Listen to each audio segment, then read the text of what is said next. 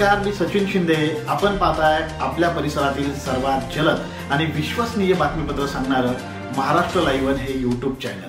आपल्या ह्या यूट्यूब चॅनलमध्ये तुम्हा सर्वांचं मनपूर्वक स्वागत। चला तर मग आता पाहूया आजच्या घडीची सर्वात मोठी बातमी सविस्तरपणे। मावळ तालुक्यातील मंगरुळ येथे मोठ्या प्रमाणावर अवैध वृक्षतोड आणि गौण खनिजांचे उत्खनन झाल्याचे उघड झाले आहे।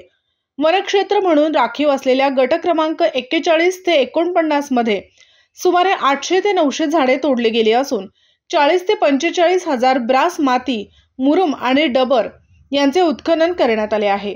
पर्यावरणाची झालेली हानी व अधिकाऱ्यांची दुर्लक्षित भूमिका यामुळे स्थानिक नागरिकांमध्ये तीव्र असंतोष निर्माण झाला आहे।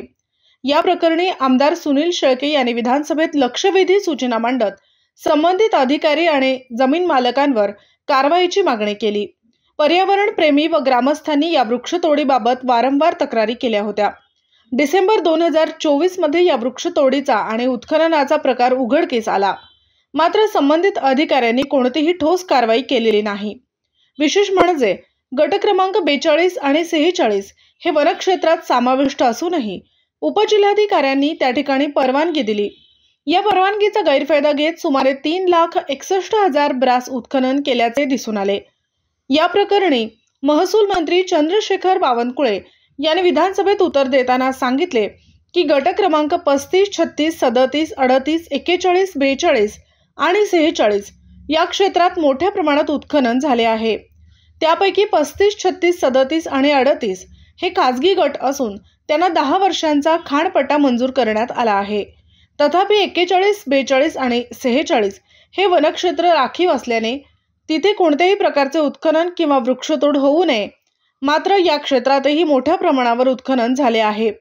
मंत्री बावनकुळे यांनी या प्रकरणी विभागीय आयुक्त चौकशीचे आदेश दिले असून 1 महिन्यात चौकशी अहवाल सादर करण्याचे आदेश दिले। यामध्ये संबंधित अधिकाऱ्यांनी परवानगी चुकीच्या पद्धतीने दिली आहे का याची सखोल तपासणी केली जाणार आहे। तसेच वनक्षेत्रामध्ये अवैध उत्खनन आणि वृक्षतोड करणाऱ्यांवर कडक कारवाई करण्याचे आश्वासनही त्यांनी दिले आहे। शासन स्वतःच्या यंत्रणेमार्फत सर्वेक्षण करून दोषींवर गुन्हे दाखल करणार आहे। आपल्या भागातील बातम्या पाहण्यासाठी यूट्यूबवर महाराष्ट्र लाईव्ह न्यूज चॅनलला यूट्यूबवर सबस्क्राईब करा आणि बेल आयकॉन प्रेस करा। तसेच आमच्या फेसबुक पेजला फॉलो करा।